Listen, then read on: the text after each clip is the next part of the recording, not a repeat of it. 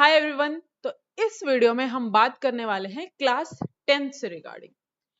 So basically हम इस video में आपका जो टाइम टेबल है क्लास 10th में अच्छा स्कोर करने के लिए, यानी कि 95% प्लस स्कोर करने के लिए आपको क्या टाइम टेबल फॉलो करना चाहिए, उस चीज के रिगार्डिंग हमारा ये डिस्कशन रहेगा।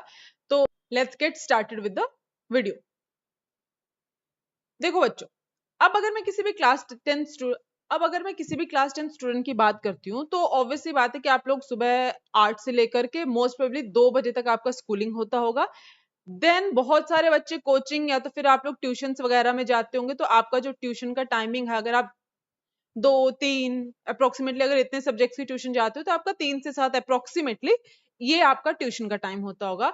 अगर इस चंक को हटा दिया जाए, यानी कि 8 से 2 और 3 से 7 के चंकों में आपके दिन में से निकाल लूं, तो उसके बाद आप ऐसा क्या टाइम टेबल फॉलो कर सकते हैं जिससे आपका जो है स्कोर सिग्निफिकेंटली इंप्रूव कर जाए। But when I was thinking about making this video, मेरे दिमाग में सबसे पहला क्वेश्चन ये आया, do you guys really need a time table? क्या आप लोगों को सच में कोई टाइम टेबल चाहिए? I mean you guys are 10th class student, right? अभी आप लोग सिर्फ 10वीं में, तो अभी आप लोग सिर्फ 10th में ही तो हो। क्या आप लोगों को कोई एक ऐसा स्पेसिफिक टाइम टेबल फॉलो करने की जरूरत है कि 10 घंटे 12 घंटे तुमको बैठ के पढ़ना पड़ेगा, उसके बाद ही आप अपनी 10th में जो है 95% या तो फिर 99% स्कोर कर सकते हो? इसके बारे में थोड़ा ध्यान से सोचें। 10th इतनी बेसिक क्लास होती है कि आप लोगों को सीरियसली कोई टाइम टेबल फॉलो करने की जरूरत नहीं है या कोई टाइम टेबल बनाने की जरूरत नहीं है। आप लोगों को वो टाइम टेबल बनाने की जरूरत नहीं है कि हाँ मैं सुबह 6 बजे उठूंगा, 6 से 8 में पढ़ने बैठूंगा, या 6 से 8 आई विल गो फॉर 6 से 8 स्कूल के लिए रेडी होना है, देन 8 से 2 फिर हमारा स्कूलिंग चलेगा, देन आकर के हम 2 से 3 रेस्ट करेंगे, देन 3 to 7 ट्यूशंस हैं, then 7 to 8 I will go for SST, then 3 to then 7 to 8 I will go for social studies, then 8 to 9 I'll study maths, then 9 to 10th maybe science, something like that। ऐसा time table आप सब लोगों ने बनाया होगा, हम सब बनाते, मैंने भी बनाया था। बट क्या हम सब लोग उसको फॉलो कर पाते? नहीं फॉलो कर पाते। और लेकिन फिर कैसे स्कोर करें जब टाइम टेबल नहीं फॉलो करेंगे? तो क्या पढ़ना भी जरूरी नहीं है? डेफिनेटली बच्चे, आपको पढ़ना बहुत इंपॉर्टेंट है, बट टाइम टेबल बनाना जरूरी नहीं है। वो 10-10 घंटे की पढ़ाई जरूरी नहीं है। तुम लोग जो टाइम अपना स्कूल में, अपना जो कोचिंग में इन्वेस्ट करते हो, वही टाइम आप लोगों के लिए सफिशिएंट है 10th क्लास में 95% स्कोर करने के लिए या इससे अबव स्कोर करने के लिए। कब? तभी जब आप लोगों के अंदर कुछ अच्छी आदतें हैं। अब वो अच्छी आदतों की मैं यहाँ पे बात करना चाहूंगी, और इन्हीं अच्छी आदतों के चलते ही मैंने अपने 10th में काफी अच्छा स्कोर किया था।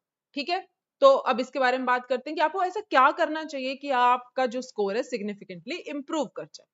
चलिए जी, 10th में अच्छा स्कोर करने के लिए आप लोगों को किसी भी स्पेसिफिक टाइम टेबल की जरूरत नहीं है।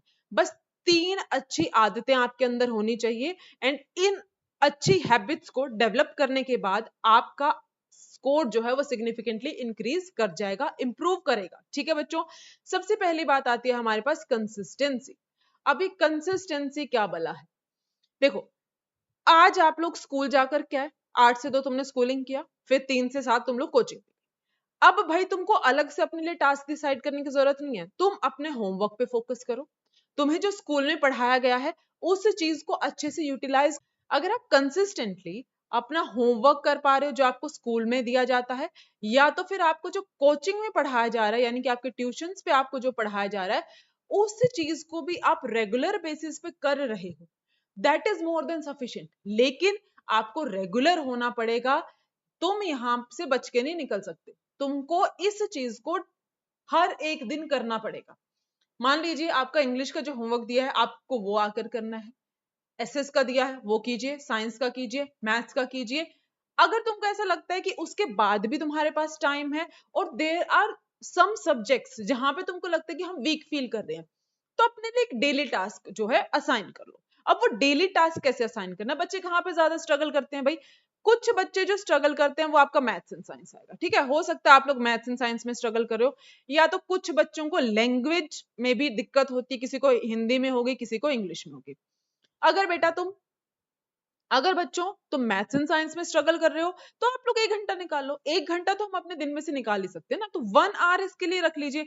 हाफ एन आवर मैथ्स पे फोकस करो, हाफ एन आवर साइंस पे फोकस करो, that will be more than sufficient. अभी तो जुलाई आपका जो है मिड तक पहुंचा है, आपके पास कंप्लीट ईयर है। अगर तुम कंसिस्टेंट रहते हो, ये 1 घंटा तुम्हारे लिए लॉन्ग रन में मोर देन सफिशिएंट रहेगा। लेकिन आपको कंसिस्टेंट रहना पड़ेगा, रेगुलर रहना पड़ेगा। जिन बच्चों को लैंग्वेज में प्रॉब्लम है, उन बच्चों के लिए बेटा जी राइटिंग जो है काफी हेल्प करेगा। अब राइटिंग का क्या मतलब हुआ, आप जो भी चीज प्रैक्टिस कर रहे हो उसको लिख के प्रैक्टिस करो। इंग्लिश प्रैक्टिस कर रहे हो, लिख के प्रैक्टिस करो। हिंदी कर रहे हो, हिंदी के लिए प्रिपेयर कर रहे हो, तो हिंदी को भी लिख के प्रैक्टिस करो। ठीक है, ये चीज आपको आपके जो इंग्लिश और हिंदी में आपका जो स्कोर है उसको इंप्रूव करने में बहुत हेल्पफुल रहता है। ठीक है बच्चों, अब द नेक्स्ट वन इज, इतना कंसिस्टेंट रहने के बावजूद भी हो सकता है कि आपके जो बैकलॉग्स हैं किसी ना किसी सब्जेक्ट में इकट्ठी हो जाए, स्कूल की हो जाए या तो फिर ट्यूशंस की हो जाए। उनको आप संडेज में कवर करने की कोशिश कीजिए। ठीक है, उनको आप संडेज में कवर कर सकते हो।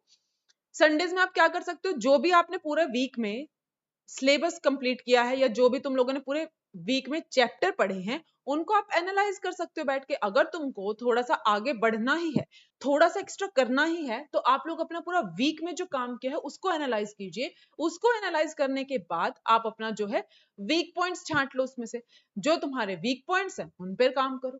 That's it, that is more than sufficient to score well in your 10th examination.